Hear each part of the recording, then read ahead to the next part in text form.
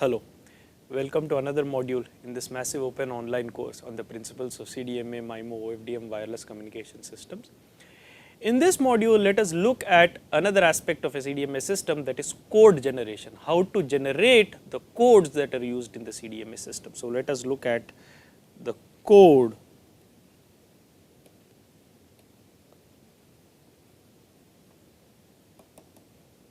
generation for a CDMA system. Now, if you look at a typical code in the CDMA system, let us look at C1. C1 is 1, comma minus 1, comma minus 1, comma 1. So, if you look at this, this looks like a random sequence. It looks like a random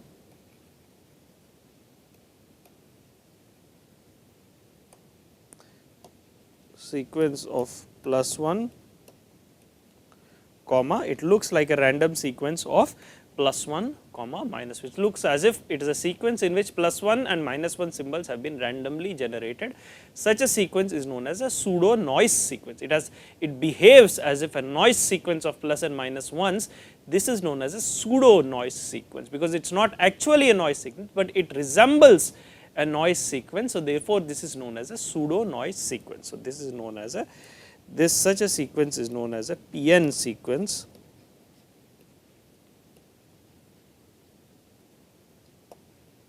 or basically your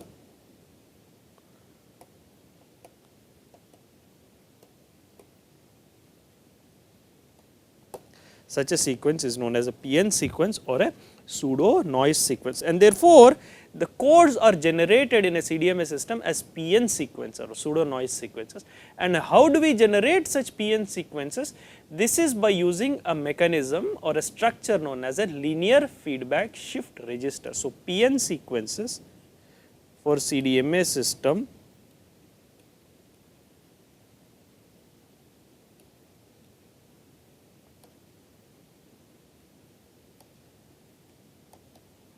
PN sequences are generated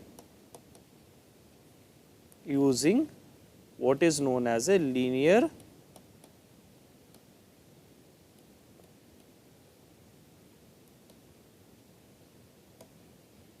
feedback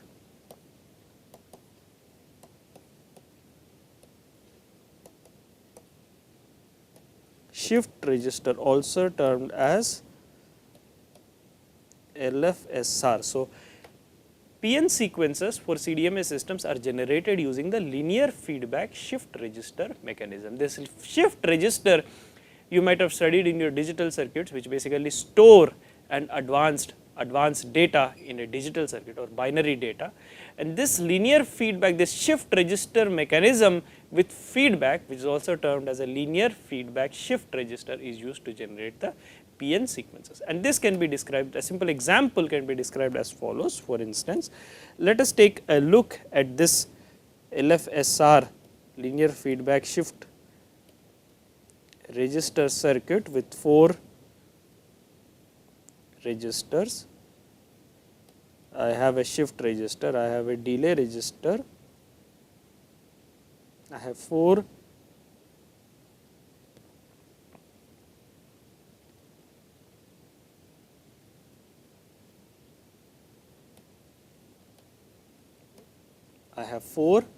delay,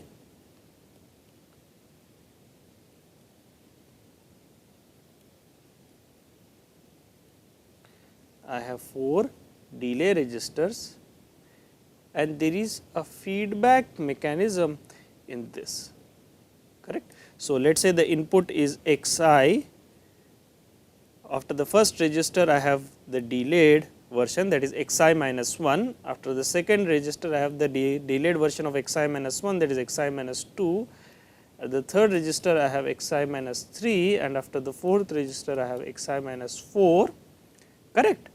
And now I am taking Xi minus 3 and Xi minus 4, performing the Xor operation or the Xor operation, and then I am feeding this back as input to the register.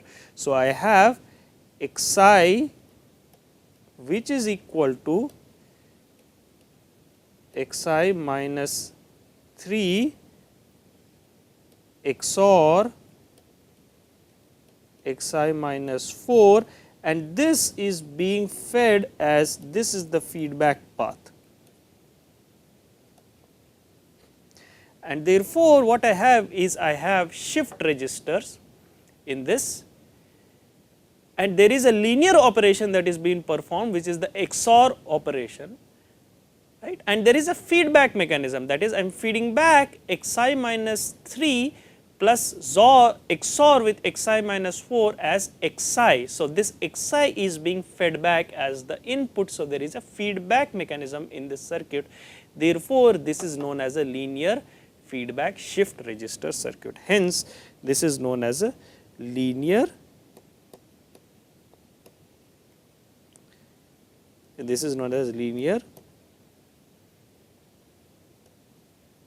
feedback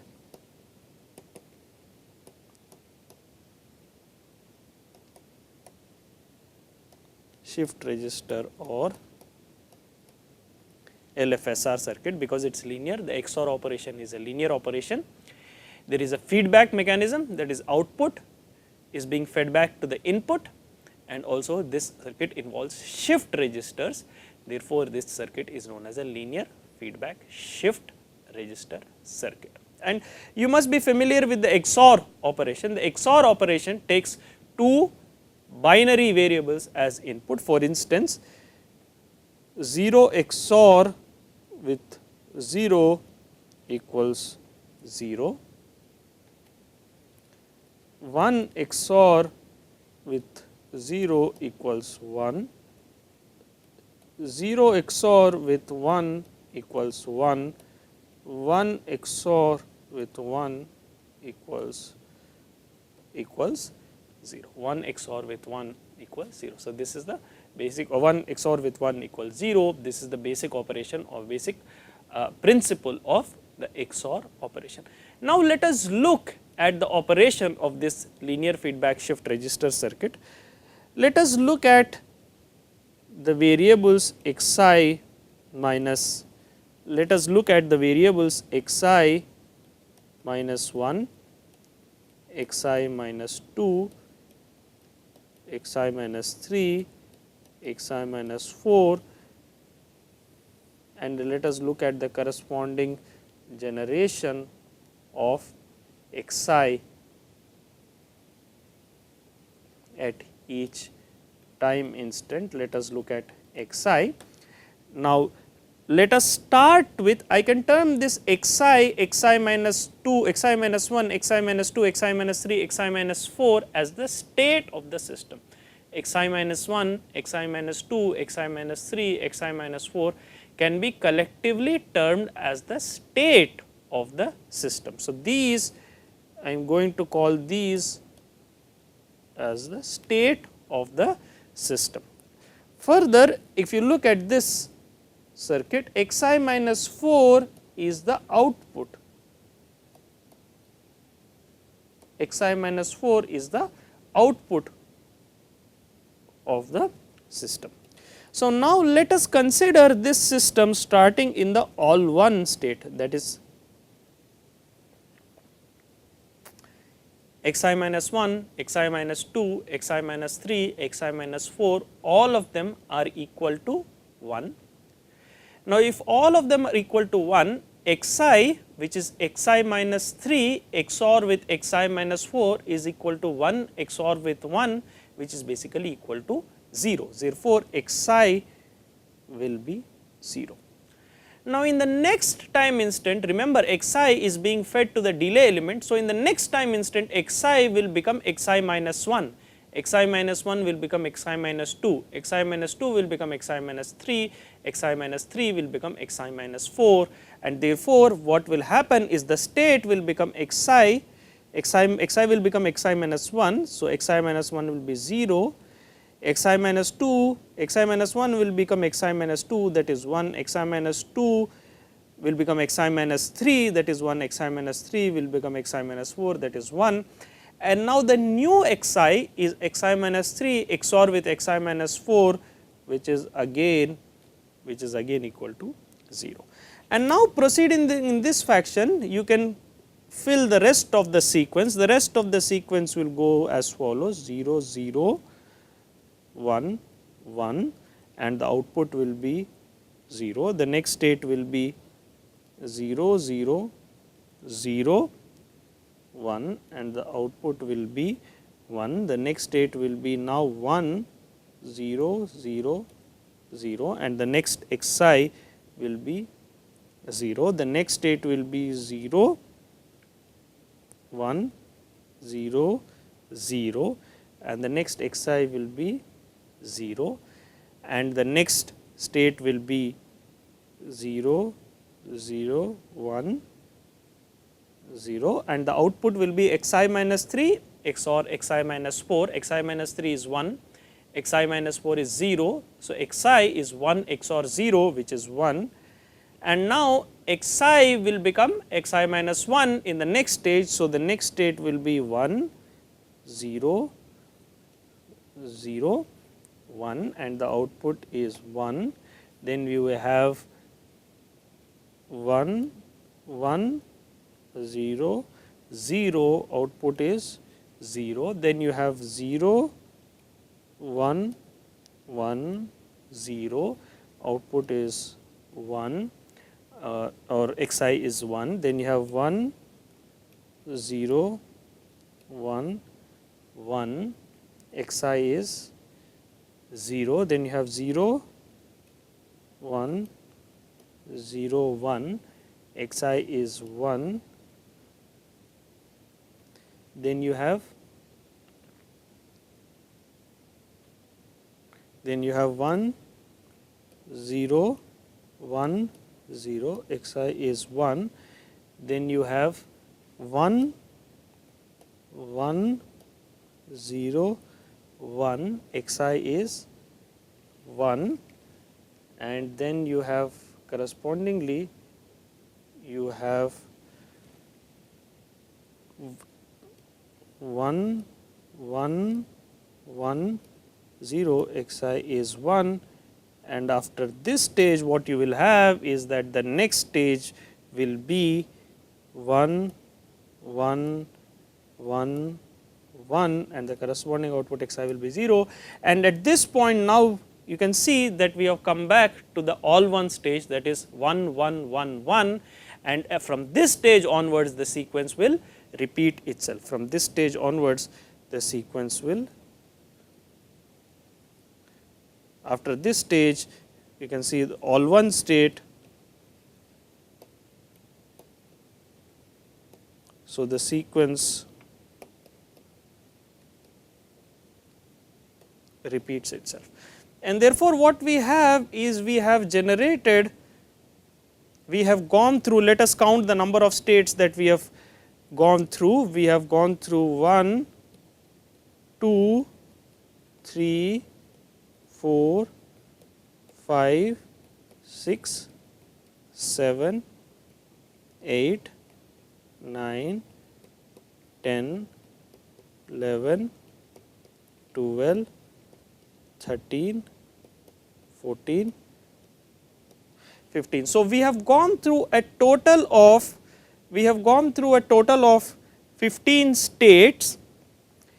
So, what we have is we have gone through a total of basically 15 states before we come back to the all 1 state, and after this all 1 state the output repeats itself. So, after this the output repeats itself, and now if you can look at the output, we said xi minus 4 is the output of the system. So, this column here is the output sequence of this system, which is the PN sequence. Let us write this column, which is the output. So, the output equals xi minus 4, which is basically equal to 1 1 1 1, 3 zeros, 1 0 0 1 1 0 1 0. So, this is the output sequence. So, this is the output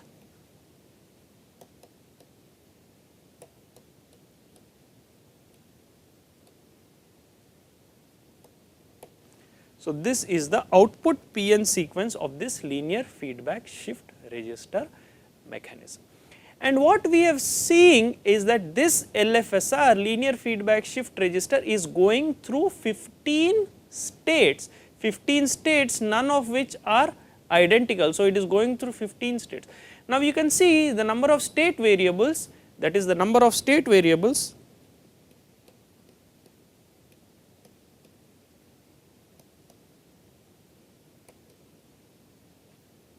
equal to 4.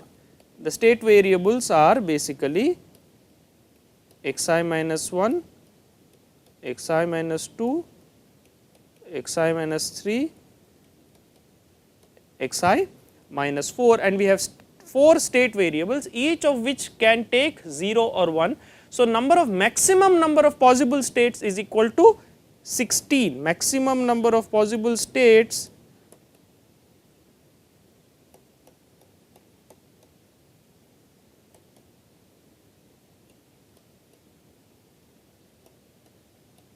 equal to 16, that is equal to 2 to the power of 4. However, if you look at this table, if you look at the table for the linear feedback shift register, you can see that the linear feedback shift register goes through 15 states, that is 16 minus 1. So, it goes back through 2 to the power of 4 minus 1 states. So, the LFSR, the linear feedback shift register,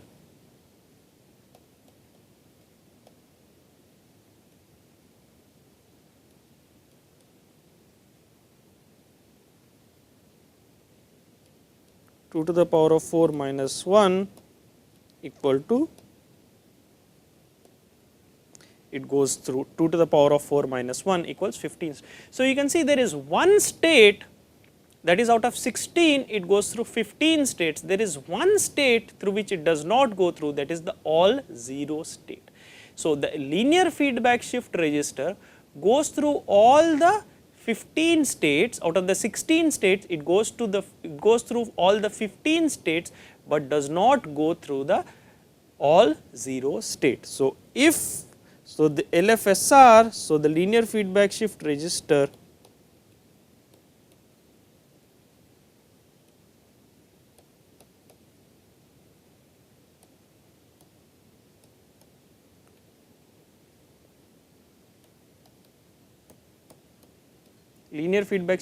goes through 15 states, which is equal to 2 to the power of 4 minus 1, which is basically equal to 2 to the power of d minus 1, where this d equals the number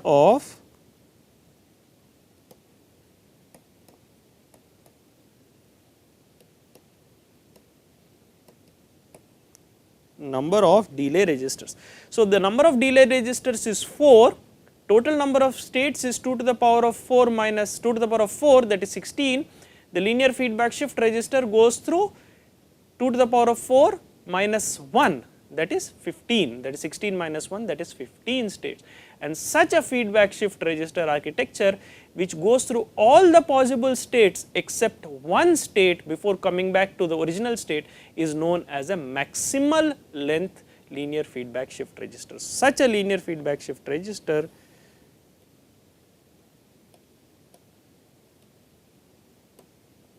such an LFSR which goes through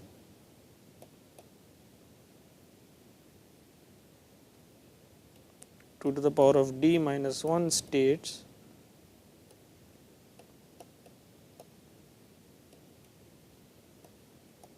is termed as the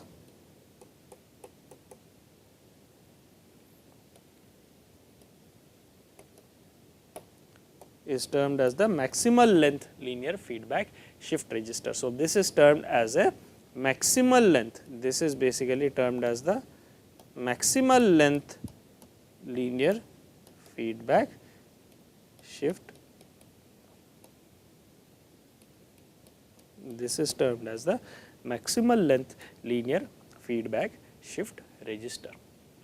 Right. So, what we have seen is we have seen this linear feedback shift register circuit, which is going through all the possible states except the all 0 state, and if you look at the output generated by this linear feedback shift register, that output forms the PN sequence. Therefore, if you look at the output is Xi minus 4. Remember, we said Xi minus 4 equals the output of the linear feedback shift register. This output sequence forms the PN sequence. So, this output equals the PN sequence or the pseudo noise sequence, which is used as a code in the CDMA system. And this output sequence, let us write this PN sequence again corresponding to this LFSR circuit. So, the PN sequence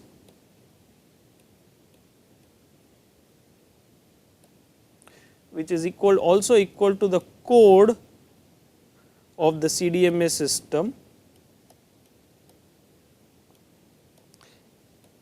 is given as basically 1 1 1 1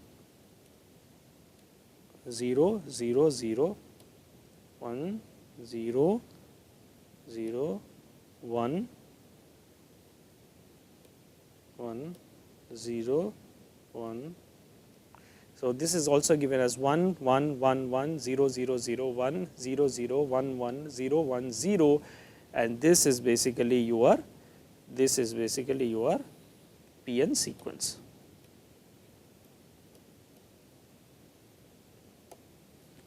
This is basically your PN sequence, which can be used as a code in the CDMA system. So, this is how codes are generated for a CDMA system. They are generated as PN sequences or pseudo noise sequences. These pseudo noise sequences are generated as the output of a linear feedback shift register circuit. It has shift registers, it performs linear operations, and it involves feedback. And we have seen an example operation of the linear feedback shift register circuit for D equal to 4 shift registers, and we have said that this circuit goes through all the possible states except the all 0 state. So, it goes through 2 to the power of D minus 1, that is 2 to the power of 4 minus 1 equals 15 states, and therefore, this is known as the maximal length linear feedback shift register circuit, and we have also seen the corresponding PN sequence, which is the output of this linear feedback shift register circuit. So, this explains the concept of code generation for the CDMA system. So, we will stop this module here, and we will look at the properties of these PN sequences in the next module. Thank you very much.